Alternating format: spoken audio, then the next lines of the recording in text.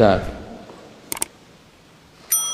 Уктап атып, уйкусурап 3 талак деп айтса, талак түшөбү? Күйөөм уйкусурап атып айтып алды. Кайра ойготуп сурасам, өзү айтканында билбей калыптыр. Жок, уйкудагы бул амал болбойт. Акылы адам акылынан кеткенде, уйкуда балагатка толгонго чейин аларда калем жазылбайт. Уйкусурап атып, уктап атып бир нерселерди айта берсе, мындай жөөлүп, дөдүрөп дегендей ширк сөздөрдүн жаман немелери аларга эч кандай неме болбойт. Талак малак маселелери түшпөйт анан. Эсинде бар айтса анан түшөт. Мен жаңыдан намаз окуп баштадым. Балам, кызым 5 маал окуйт. Менин суром, менде зоб бар. Арака кылынган жаңгактын гүлүн ичсе, дарылык касиети жакшы дейт, ичсе болобу? Арака болбойт. Арамда шыпа жок. Адалда. Ликулли даин даваун, ар бир оорунун өзү шыпа бар. Алла субхана ва таала арамга шыпа койгон эмес. Жалаңгыз төрөсө, уулга пландатып, врач менен сүйлөшүп төрөсө болобу? Врач мынчанчы күнү кошуласыңар, ошондо уул болот деп эсептеп берет. Же мындай эсептетип бойдо бүтүргөн күнөө болобу? Ширк эмеспи деп эле коркуп жатам. Алар бизге себепчибиз, калган Алла берет деп жатат. Эмне кылсам болот? Боло берет иштекеме? Уулду болгонго машалла карап, дуадагы, садакадагы жакшы жака жоруп, мисалы кээ бирлер мисалы улак берет, я пата алат, аксакалдардан. Машалла, бул деле бемденин аракети, бул жаман эмес, бул ширк эмес. Эгерде ошондой врачтар ушундай айтып турган болсо макул, эчтеке эмес бул. Сизге жана үй бүлөңүзгө рызкы баарыбызга Алла таалам берсин. Пособия жөнүндө. Балдардын пособиясынын ата-энесини ким иштетүүгө укуктуу? Жана пособиядан кайненеме, кайнатага бериш керекпи? Балдардын пособиясынын акысы балдардын өзү. Балдарга ошолордун тарбиясына, тамак ашына, кийим кечесине, ооруп калса, дары-дармегине ошого иштетилиш керек. Ашып калса, аны ата-энеси деле иштетсе болот. Андан да ашып кетсе, машалла, кайната кайненеге бере берле. Устаз, эң бактысыз адам деп кимди айтабыз? Ширк келтирген эң бактысыз адам ошол. 3 жолу талак алгандан кийин күйөөсү менен аялы сүйлөшүп, SMS жазышканга болбойбу? Бул биринчи суроом. Экинчи, кайра жашайбыз деп жатабыз. Экөөбүз тең, кайра никебизди кантип жандырсак болот? Боюмда дагы бар. 3 талак болгондон кийин силер жоочунсуңар. Силер аял менен күйөө эмессиңер. Силерге сүйлөшө турган болсоңор, күнөө мурдагыдай эле мен аялым менин күйөөм болчу деп. Жок, 3 талак болгондон кийин болбойт. Аялга шарт, сөзсүз ал башкага турмушка чыгыш керек. Биринчи күйөөсүнө адал болбойт. Экинчи күйөөсү эгерде ал менен жашай албай талак бере турган болсо, идда деп коет. Өзүнүн мөөнөтү бар, өткөзгөндөн кийин 3 ай. Анан кийин биринчисине адал болот. Башка жолу жок. Менин биринчи жолдошум мага талак берген эмес. Жүзүмө да айткан эмес, телефондон дагы, бирөөдөн дагы айттырган эмес, бирок ЗАГСтан өзү биринчи сотко кайрылып, заявление жазып, мени менен ажырашкан. Андан соң үйлөнгөн. Мен да үйлөнгөндөн кийин экинчи күйөөгө турмушка чыккам. Ошондо мен талагы бар болуп экинчи турмушка чыктымбы, же экинчи турмушумда никем кабыл болгон жокпу? Жок. ЗАГС менен сотко берип туруп ажырашканбы? Болду, нике бузулду. Бул ошо талактын өкүмүндө кетет. Албетте ошодон кийин идда 3 ай күтүп туруп турмушка чыккан болсоңуз, экинчи никеңиз дурус. Экинчи никеңиз дурус. Мен кызымды өзүм жактан лейлектен жуучу келип жатты эле. Кызым ал жак дейт, алыс деп жатат. Бирок көңүлү бардай. Алып качып эле кет десем, кызыма зулумдук кылган болбоймунбу? Кызын алып качып кетип калды. Жок, бул мал эмес да алып качып кеткенде. Бул инсан, инсандын абири бар. Ар бир бала, кыз төрөлгөндө өзүнүн укугу менен төрөлөт. Укугун сактаган шариаттын милдети. Уурдап кеткен арам. Болбойт, алып качуу болбойт. Анан көрүп ошончо экен жаштакка эле түшүндүрүп эле. Лейлек эмне мына жерде эле, Америка эмес го? Соода сатыкка дем салдырса болобу? Соода сатыкка дем салдырса болот. Kur'an-ı Kerim'in demi bardıq жерге. Abdurrahman ibn Avf razıyallahu anhu үйünün 4 burçuna Ayatul Kürsi okuydular. Abdurrahman ibn Avf razıyallahu anhu. Үйüne dem salat eder.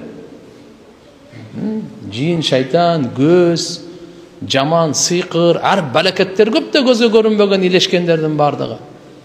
Ошон үчүн үйүнүн бул бурчуна Аятал Курси, тиги бурчуна салып коет. Көз тию хак. Пайгамбарыбыз айткан, көз тию адамды кабырга, төөнү казанга салып коет деген. Көз тию тамаша эмес, нерселерге дагы бардыгынан эме болот. Так. Assalamu alaikum. Alaikum assalam. Ustaz, marhum adamga 70 000 zikir толтыруу керекпи? Кандай кылып толтурулат? Жок, милдеттүү эмес, бул Кур'ан хадисте жок. 70 000 ла илаха иллаллах тахлил деп коебуз. Ушуну айтып сообун багыштаса, алымдардын тажрыйбасында иншалла буну сообу өтө улуу, мархумга иншалла чоң белек. Bir жолу айтсаңыздар сообу тиет. 10 жолу айтсаңыздар зикирдин сообу тиет. 100 жолу айтсаңыздар сообу тиет.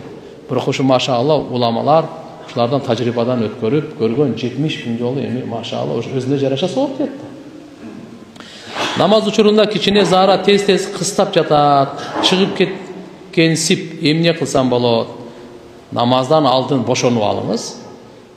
Ар бир намаздан алдын таарат алыңыз. Болду, кыстабай. Чайды азыраак ичиңиз. Кайненем намаз окуп жатканда бизге карап ишара кыла берет. Аны алып кой, муну минтип кой деп. Ашыкча ишара намазды бузат деп уккам, намаз бузулуп калабы. Кантип билдиңер аны алып мындай дейби, буну мындай дейби? Эгер мындай ишаралар болсо, намазда макру 3төн көп болуп калса бузулуп калат. Ашыкча. Андай кылбаш керек. Намаз бул алектик Алла менен. Кайсы нерсе Алладан алек кылып кое турган болсо, аны бизде макру деп айткан. Көбүрөөк алек кыла турган болсо, намаз бузулуп калат турган. Намазда илтифат, башка жака бурулбай, даже намазда мындай кылып карап койгон болбойт. Ишара кылып, бир ассаламу алейкум десе, кол менен даже мындай кылган болбойт. Туура да. Ошо мынтип коет го, мына окуп атат, бала ойноп атат да мынтип коет. Ишараттар болбойт бул.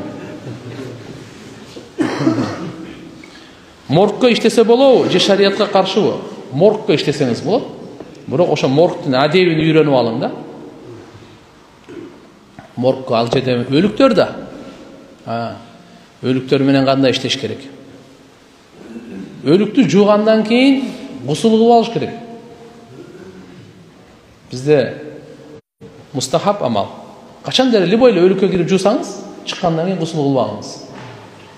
Өлүктү жууганга киргенде өлүктүн айыбын сыртка айтпаңыз.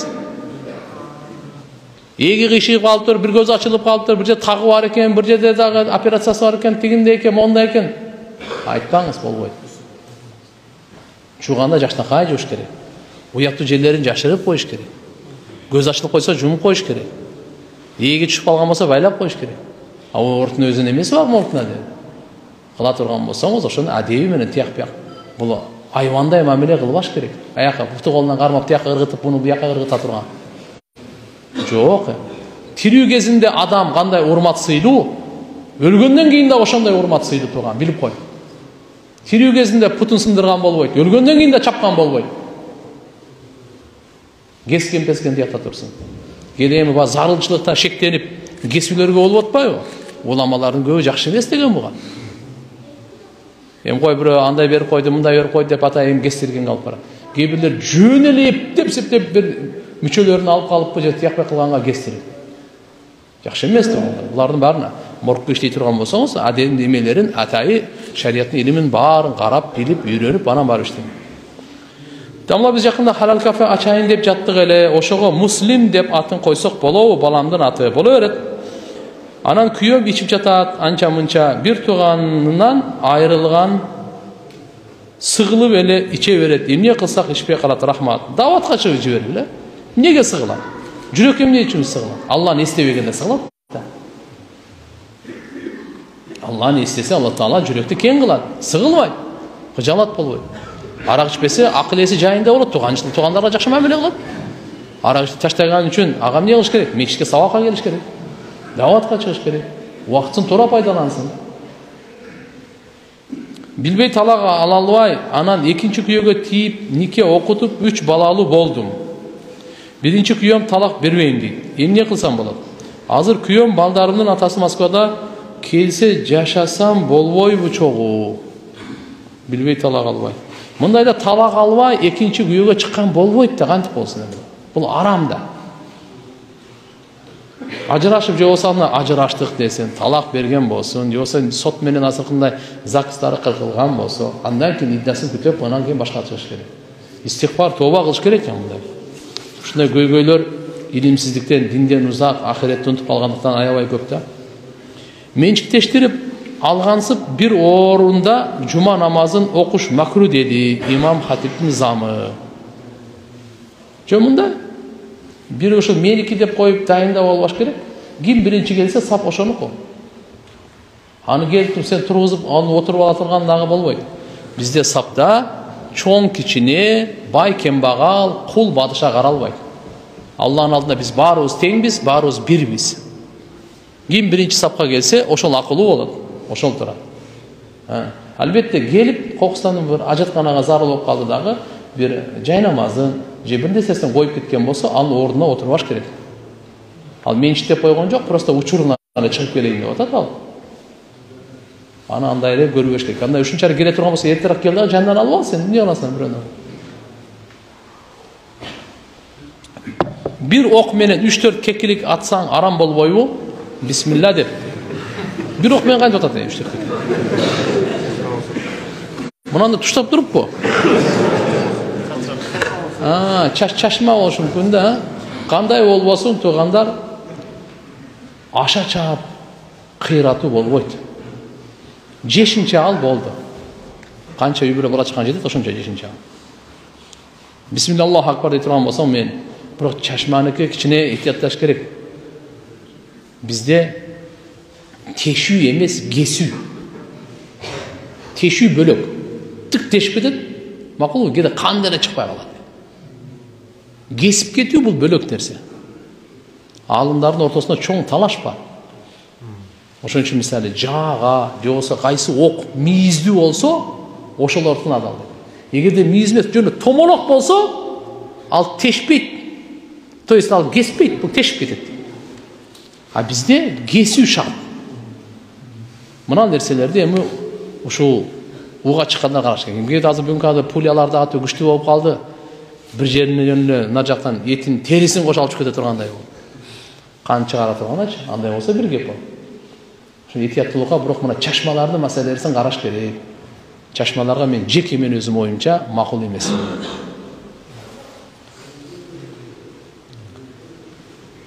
Бисмиллахир-рахманир-рахим. Суром хатмы өткөзүү үй шартында шариятыбызда кандай жол жободо? Анан аял эркек болуп бөлөк отурабы, кандай ал мал, жандык жетиштүүнү сойгонго болобу, болбойбу? Хатым Куранды баштан аягына чейин окутуп, үй алганда, келин алганда, же бир машина алып, же ажыга кетип атат, ажыдан келди, жана башка ушундай иш-чаралардын үстүндө хатым Куран өтө берекелүү. Курандын берекеси.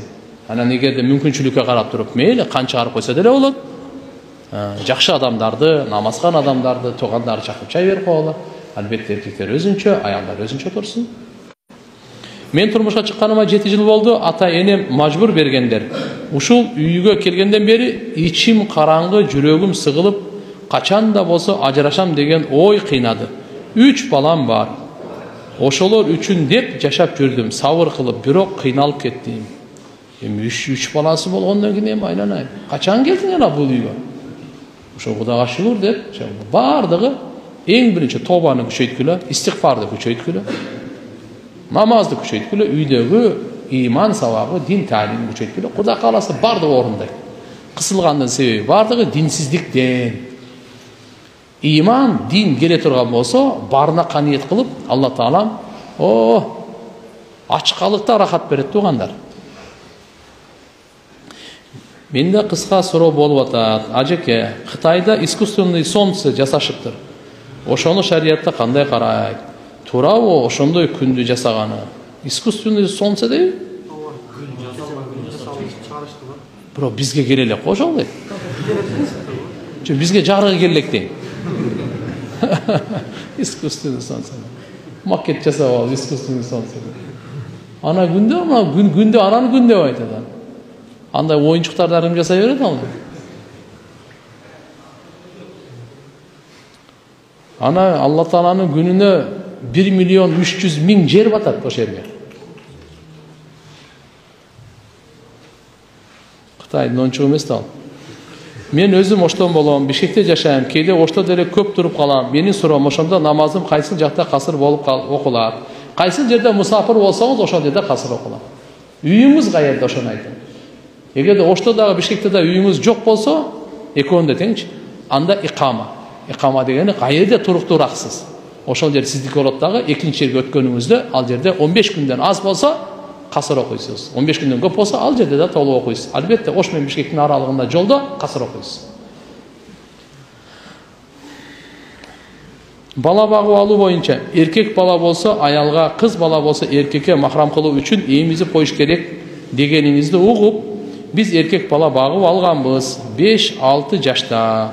Буга чейин андай жөнүндө укпаптырбыз, билбептирбиз. Эми деле махрам кылуу үчүн эмне кылсак болот? Же бөлөмдүн сүтүн сүткө кошуп берип койсом болобу? 5-6 жаш өтүп кетти уже, болбойт. 2 жашка чейин эле да. Учурда күйөөм менен көп келишпестик болуп жатат. Ал да мен да бири-бирибизди айыбыбызды чукуп бетке айтмай, мен да ага өчөшүп айтып салып атам. Ачуу үстүндө 4 балам бар. Кечке ошолор менен үйдөмүн, көчөгө чыгарбайт. Бир сомуда сурап иштетем. Кошунанын үйүгө да айтып чыгам. Бирок ошентсе да бир жылуу сөз айтпайт. Төшөк маселесине келгенде 1-2 айтат. Ошол менен бүттү. Кайнежемдерде да мени анча жактырышпайт. Мага туура жол көрсөтүңүздөрчү сураныч. Жолука кирейин дейм, каалоом бар, бирок эч эле кире албай жатам. 4 балалуу болгондон кийин жол салынбаса кандай? Маселе проблема боло берет да. Өзүңүзгө өзүңүз мындай райым кылыңыз да. 4 бала болгондон кийин Кудайга шүгүр деп, алхамдулилlah, бир балалуу боло албай атышат. Ушулардын жакшылыгын көрөйүн, ушулардын жакшы тарбиясын көрөйүн деп. Жакшы, сен жакшы боло бер, акырын жакшы болуп кетет. Биз дайыма ушул мындай да таксырлар. Мен силерге бир жакшы эреже айтып берейин. Алтын эреже бул. Баары мен менен жакшы болсун мүмкүн эмес. Мен баары менен жакшы болоюн, ушул мүмкүн. Биз ушундай чечимге келишибиз керек. Мен бул менен жакшы болоюн, бул менен жакшы болоюн, бул менен жакшы болоюн, бул менен жакшы болоюн. Бул мен менен жакшы болсун, бул мен менен жакшы болсун, бул мен менен жакшы. Болбойт андай. Сиз жакшы болуңуз. Өзүңүзгө пайда. Өзүңүзгө пайда да. Жакшы болгонуңуз өзүңүзгө пайда, жаман болгонуңуз өзүңүзгө зыян. Ага зыян болоп, ал экинчи орун, биринчи сизге зыян. Өзүңүз кысыласыз. Жок кезинде деле кысыла бересиз. Бирөө менен урушуп кеттиңиз. Ал кетти азыр Москвага. Эмне да кысылып атпайсыңбы? Больницага барып туруп, тапанча сайдырып атпайсыңбы? Ал кетип калган, ал учуп жүрөт, самолетте кеткен ал. Кыйналган сен. Көрө албастык кылып, көрө албастыктын зыяны кимге? Көрө албаган кишинин өзүнө. Ала, жүрөт ал тияктан эле башка жакта эле, Алматыда иштеп. Көрө албастык кылып, мына жерде ичи тарып, өзүнөн өзү кыйналып атат. Ал футбол ойноп жүрөт, ал ичи жок. Муну менен эмне болуп атат? Көрө албастыктын зыяны кимге экен? Өзүнө. Эмне кыласың мындайлардын бардыгы жүдөп калган? Жакшы мамиле кыла бер, зикир кыла, дуа кыла бер, баарына жакшылык каалап кой бер, бол. Жамандыгын кулактан бери өткөзүп кой бер. Тияк бияктан. Көңүлүңө алба. Гыжалат болгон деңгээлине түшпө. Устаз, мен сизден илим алайын дедим эле. Кайсын жерге кайрылсам болот? Ушул жер. Суроолор бар, айтып атабыз, берип атабыз. Каалаган сурооңорду берип атабыз. Устаз, баланын башына жол түшсө, патир кетириш керек. Не дейт? Патирди кетириш керек экен. Бул биздин динде барбы? Билбейт экенмин мында патир кетириш дегенди. Устаз, Кыргызда малды энчилеп берүү деген бар го. Ошол зекет катары киреби? Эгер зекеттин ниетин кылып берсек. Тугандар, энчилеген ал белек катары кирет. Зекет эмес ал. Зекет ал малдан милдеттүү түрдө колунда жок кембагалга берилет. Байга берилсе өтпөй калат зекет. Зекет кимге өтпөйт? Ата энеңе берсең өтпөйт, бала чакаңа берсең, небереңе берсең өтпөйт. А небереге энчилеп берсең, ал белек болот. Зекет буларга өтпейт, аялыңа өтпейт, аялы күйөөсүнүкүнө өтпейт, мусулман эмеске өтпейт, байга өтпейт зекет. Зекет эте эле берүү максат эмес. Туура, татыктуу, лайыктуу берүү. Мынаны дагы байлар ойнонуш керек.